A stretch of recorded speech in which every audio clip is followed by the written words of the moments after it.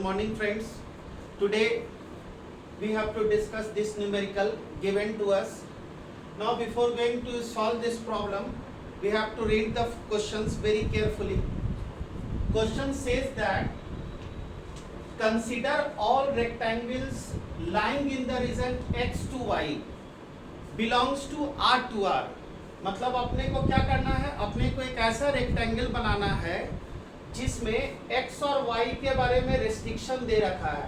सामने वाले ने क्या कहा है, x जो है वो अपना इंटरवल 0 से π/2 क्लोज इंटरवल के अंदर है और y की जो वैल्यूज अपने को लेनी है वो 0 से लेके 2 sin 2x तक लेनी है.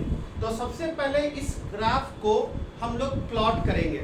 तो अपन क्या करेंगे, सबसे पहले जो है हम लोग कार्टेशियन कोऑर्डिनेट सिस्टम को ड्रॉ करेंगे. First we will draw the coordinate x and y axis. तो हमने ऐसा ड्रॉ किया, ये अपना ओरिजिन हो गया, ये x हो गया, ये x डैश हो गया, this is y and this is y dash. Now if you read the question very carefully, it is given that x की वैल्यूज जो है वो 0 है और x की वैल्यू π/2 है. मतलब x की वैल्यूज जो है वो 0 से लेके π/2 है. x की वैल्यू 0 होने का मतलब क्या हुआ, x की वैल्यू 0 हमें किस चीज की इक्वेशन देती है. x का वैल्यू 0 का मतलब अपना y एक्सिस, x की वैल्यू 0 मतलब y एक्सिस. अच्छा, और दूसरी बात है कि x y एक्सिस, x की वैल्यू 0 से π/2 तक है. मतलब अपने को एक लाइन ड्रॉ करना है. इस लाइन को हमने एज्यूम कर लिया x = π/2. तो x = π/2 हो गया. तो इस पॉइंट की कोऑर्डिनेट हम लोग क्या लिख पाएंगे, इस पॉइंट का कोऑर्डिनेट हो जाएगा π/2, 0. इस पॉइंट को हमने a लेट कर लिया, a एज्यूम कर लिया. अब क्या करेंगे, हम लोग क्वेश्चन बनाने की तरफ जा रहे हैं.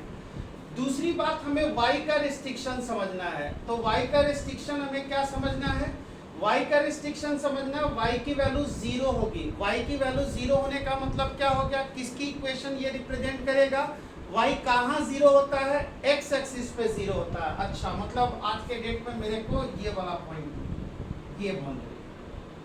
दूसरा, y की वैल्यूज हमें 2 sin 2x के बराबर लेनी है. तो हमने ऐसा देखा y = 2 sin 2x. तो क्या हम लोग देखते हैं, x का हमारा एक वैल्यूज जो था लार्जर वैल्यू वो 90 डिग्री था. तो अगर हम लोग यहाँ 90 डिग्री रखेंगे तो y की वैल्यूज क्या मिल गई अपने को, 2 × 90 दैट इज sin 180 डिग्री. मतलब ये y की वैल्यूज 0 आ गई.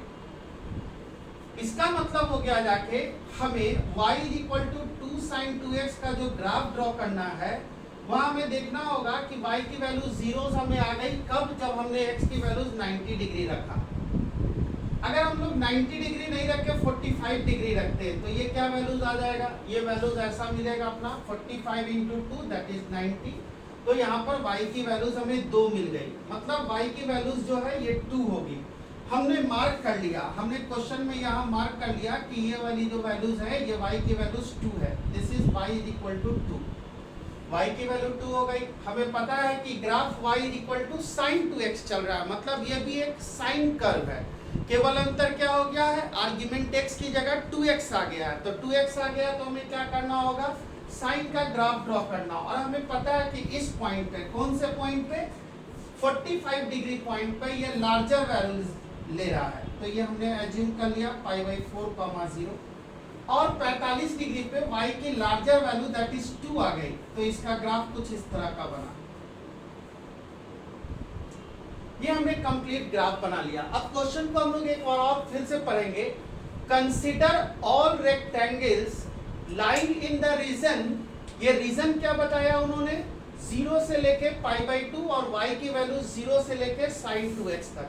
तो यहाँ तक हमने ग्राफ ड्रॉ कर लिया. मतलब x और y की जो अपनी इंडिविजुअल ग्राफ होगी उसको हमने प्लॉट कर लिया. और हमें पता चला कि 45 डिग्री पे ये जो है y की वैल्यूज +2 हो जाती है. हमने ग्राफ ड्रॉ कर लिया y = sin 2x. अब हमें एक रेक्टेंगल बनाना है. तो हम लोग जानते हैं रेक्टेंगल बनाने के लिए हमें 4 साइड की जरूरत होती है. और क्वेश्चन में साफ लिखा हुआ है, अच्छे से उन्होंने बोला है कि one of the side lies on x axis. तो हमने क्या किया, हमने एक साइड एक्स एक्सिस पे लेके एक रेक्टेंगल को कंप्लीट कर लिया। ये अपना एक रेक्टेंगल बना, ये रेक्टेंगल। अब हमने जो एक रेक्टेंगल बनाया है, इसमें से एक साइड हमने एक्स एक्सिस पे ले लिया, ये इसकी बात हो रही है, एक्स एक्सिस पे एक साइड हो गया। तो रेक्टेंगल बनाने के लिए हमें पता है कि इसकी 4 साइडें होती है, आमने सामने के साइड बराबर लेंथ के होते हैं जिनको लंबाई कहा जाता है, और इधर आमने सामने के साइड बराबर होते हैं जिनको चौड़ाई कहा जाता है, लेंथ एंड ब्रेड्थ। तो अब इस रेक्टेंगल बनाने के लिए उन्होंने कहा है कि उसका एक साइड एक्स एक्सिस पे होगा, तो हमें इस बनाए हुए रेक्टेंगल के पेरीमीटर को, अपने को ये ध्यान देना है, जो पेरीमीटर होगा इस रेक्टेंगल का उसको हमें मैक्सिमम करना है। मतलब at the end of the day last में हमें एरिया निकालना है, किस चीज के लिए, उस रेक्टेंगल के लिए। तो हम लोग शुरुआत करते हैं, सबसे पहले इस पॉइंट को हमने बी एज्यूम कर लिया, इस पॉइंट को सी एज्यूम कर लिया। तो हम अगर देखेंगे तो हमें इस रेक्टेंगल की बात करनी है, ये जो हमने रेड मार्कर से, रेड पेन से यूज किया है, इस रेक्टेंगल की बात करनी है। तो हमने क्या कर दिया, रेक्टेंगल का एक नेम दे दिया बी सी, इसको एज्यूम कर लिया डी और इसको एज्यूम कर लिया ई। तो सबसे पहले अगर b के कोऑर्डिनेट को चूंकि ये पॉइंट जो है वो x एक्सिस पे लाई कर रहा है, x एक्सिस पे किसी भी कोऑर्डिनेट का y कोऑर्डिनेट 0 होता है, तो इसको हमने θ1, 0 एज्यूम कर लिया। c जो पॉइंट है इसको हमने दूसरा एंगल θ2, 0 एज्यूम कर लिया। तो अगर इसको ध्यान में देखते हुए हमें अगर d और e की कोऑर्डिनेट लिखनी है, तो सबसे पहले मेरे को OB देखना होगा कितना होगा। OB जो लेंथ है उसको हमने θ1 एज्यूम कर लिया, और ये टोटल OC जो लेंथ है इसको हमने θ2 एज्यूम कर लिया। तो टोटल अगर हम एक साइड की लंबाई की बात करेंगे, मतलब रेक्टेंगल का ये साइड अगर हम लोग BC बात करेंगे, तो ये BC की लेंथ क्या हो जाएगी, ये BC की लेंथ हो जाएगी डायग्राम से OC माइनस OB। OC बोलने का मतलब बड़ी वाली लंबाई θ2 माइनस θ1, ये हो गई। दूसरा हम लोग इसकी CD की बात करेंगे, ये CD की लंबाई हमें खोजनी है। तो CD की लंबाई कैसे निकालेंगे, C, D। हम लोग जानते हैं कि CD की लंबाई का मतलब हो गया जाके इसकी y की वैल्यूज, y की वैल्यूज का मतलब ये वाला मतलब θ1 और θ2 इसके कोऑर्डिनेट है। तो अगर हम लोग D की बात करें और वो एंगल अगर θ2 बनाया, तो इसके कोऑर्डिनेट क्या हो जाएंगे, D के कोऑर्डिनेट को हम लोग लिखेंगे θ2, 2 sin 2θ2, ये हमने ऐसा लिख लिया। तो अगर D के कोऑर्डिनेट को लिखेंगे, तो अगर हमें D के कोऑर्डिनेट लिखने हैं तो हमारा D का कोऑर्डिनेट हो गया, ये D का कोऑर्डिनेट हो गया अपना। E के कोऑर्डिनेट को भी हम लोग लिख सकते हैं, E का कोऑर्डिनेट क्या होगा, E का कोऑर्डिनेट होगा अपना θ1, 2 sin 2θ1। अब अगर हम लोग डायग्राम को पूरी तरह से देखें तो इस क्वेश्चन को आगे हम लोग सॉल्व करने की तरफ जा रहे हैं। तो क्वेश्चन को कैसे सॉल्व करेंगे, पहले हमने क्वेश्चन को ध्यान से पढ़ा कि क्या इंफॉर्मेशन दिया हुआ है, सारे इंफॉर्मेशन को समझते हुए अब हम लोग क्वेश्चंस को बनाने जा रहे हैं। Now friends, what we will do for solving this question, first we have to write the perimeter. तो पेरीमीटर क्या होगा, पेरीमीटर का मतलब होता है sum of all length of the given rectangle. तो पहला लेंथ क्या हो गया, BC, हम लोग डायग्राम से जान रहे हैं ये क्या है, θ2 माइनस θ1, और ये 2 टाइम्स कर दिया, प्लस 2 टाइम्स y कोऑर्डिनेट अपने को यहाँ क्या दे रखा है उसने, y कोऑर्डिनेट उसने दे रखा है 2 times sign of, y coordinate अपने को दे रखा है 2 sin 2θ2 प्लस दूसरा वाला जो है वो है 2 sin 2θ2। अब एक बात हमने को देखना होगा, यहाँ पर हम लोग ऑब्जर्व कर रहे हैं कि ये जो डायग्राम अपने को बना, ये जो डायग्राम अपने सामने आया, इसके पेरीमीटर निकालने के पहले मुझे ये देखना होगा कि इसके पेरीमीटर निकालने के पहले ये θ2 और θ1 कैसा है।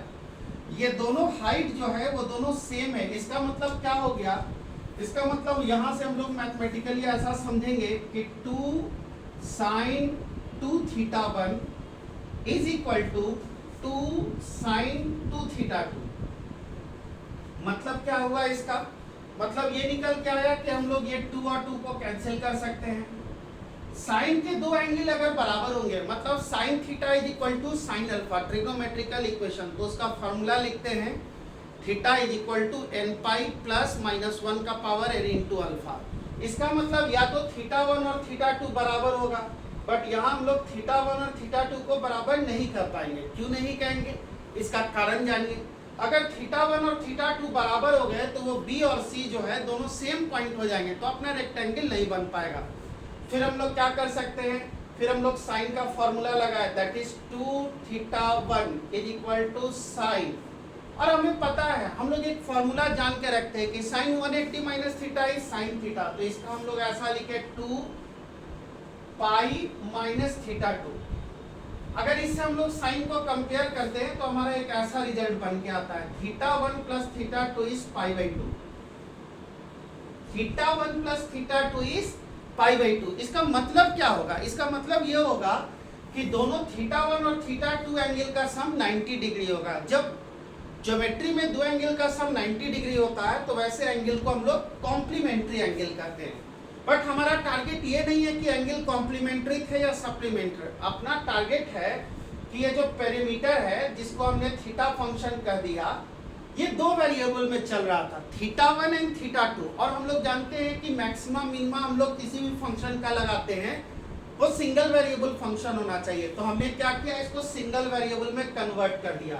तो ऐसा लिख सकते हैं, दैट इज 2 टाइम्स थीटा 2 को हमने क्या लिख दिया, pi by 2 minus theta 1 minus theta 1।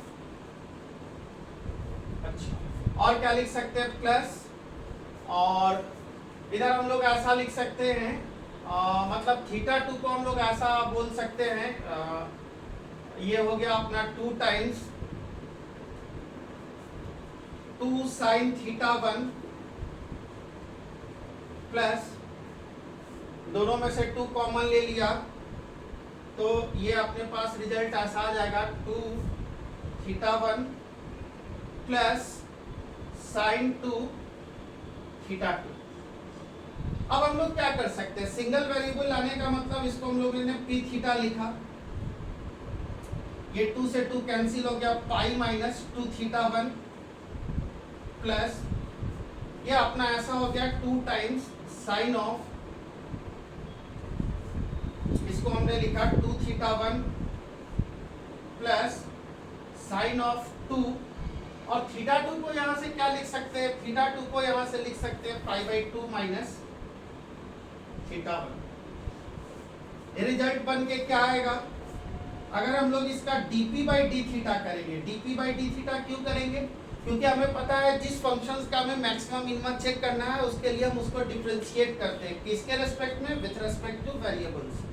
तो थीटा 1 का ये हो गया -2, इसके डिफरेंशिएशन को किया तो ये मिला अपना 2 साइन का डेरिवेटिव cos थीटा, और थीटा का 1, तो ये 2 to the 4 हो गया। अच्छा, यहाँ ध्यान देने वाली बात है कि ये 2 अगर अंदर चला जाता है तो ये होगा पाई माइनस थीटा 1, मतलब हो गया जाके पाई माइनस 2 थीटा 1, तो 180 माइनस थीटा 1 मतलब साइन 2 थीटा 1, तो साइन 2 थीटा 1 का डेरिवेटिव क्या होगा, साइन 2 थीटा 1, इसका डेरिवेटिव होगा 2 cos 2 थीटा 1, लिख दिया। इससे हमें वैल्यूज को पता है, जिसकी भी हम लोग मैक्सिमम मिनिमम वैल्यूज निकालते हैं वो 0 आता है, तो मैक्सिमम मिनिमम वैल्यूज के लिए ये वैल्यूज क्या हो जाएगा, ये 0 कर देंगे। 0 कर देंगे तो हमें क्या मिलेगा, मैक्सिमम मिनिमम से अगर ये वैल्यूज को हमें 0 कर देनी है तो हमें वैल्यूज क्या मिलेगा, इधर से अपने को वैल्यूज मिलेगा थीटा 1 की, थीटा 1 की वैल्यूज हम अगर 0 करते हैं तो ये मिलेगा cos 2 थीटा 1, cos 2 थीटा 1, और ये मिला अपना 1/2। तो हमें पता है कि 2 थीटा 1 1/2 cos की कौन सी वैल्यूज होती है, cos की वैल्यू 60 डिग्री होती है, मतलब 2 थीटा 1 60 डिग्री हो गया, तो थीटा 1 की वैल्यूज यहाँ से क्या लिख सकते हैं, 30 डिग्री, पाई बाई 6। हमें क्या पता था, थीटा 1 प्लस थीटा 2 90 डिग्री आ रहा है, तो थीटा 2 को फिर क्या लिख सकते हैं, थीटा 2 को यहाँ लिख सकते हैं हम लोग 30 plus theta two 90। Theta two की वैल्यूज क्या आ जाएगी, पाई बाई 3। इस तरह से हमें दोनों एंगल्स पता चल गए, थीटा 1 एंड थीटा 2। इसकी पेरीमीटर के बारे में ये कहा गया है, पेरीमीटर के बारे में कहा गया है कि ये मैक्सिमम होना चाहिए। मैक्सिमम कैसे चेक करते हैं, जो भी फंक्शंस मैक्सिमम होता है उसका डबल डेरिवेटिव क्या आना चाहिए, डबल डेरिवेटिव डेफिनेटली निगेटिव होना चाहिए। निगेटिव होने का मतलब क्या होगा, यहाँ पर हम लोग चेक कर ले रहे हैं, कॉस का डेरिवेटिव हो जाएगा माइनस, इस कॉस का डेरिवेटिव माइनस, मतलब दो बार माइनस आने का मतलब हो गया जाके कि ये डेरिवेटिव डेफिनेटली निगेटिव होगी। तो हम लोग एरिया निकाल सकते हैं। एरिया अब इसका क्या होगा, एरिया के लिए हमें फॉर्मूला लिख देना होगा। एरिया होता है लेंथ इनटू ब्रेड्थ। तो सबसे पहले इसका अगर ये पोर्शन हम लोग ए बी निकाले, that is theta 2 minus theta 1। तो theta 2 is what, 60 minus 30। 60 minus 30 is always 30 degree, लिख दिया हमने 30 डिग्री।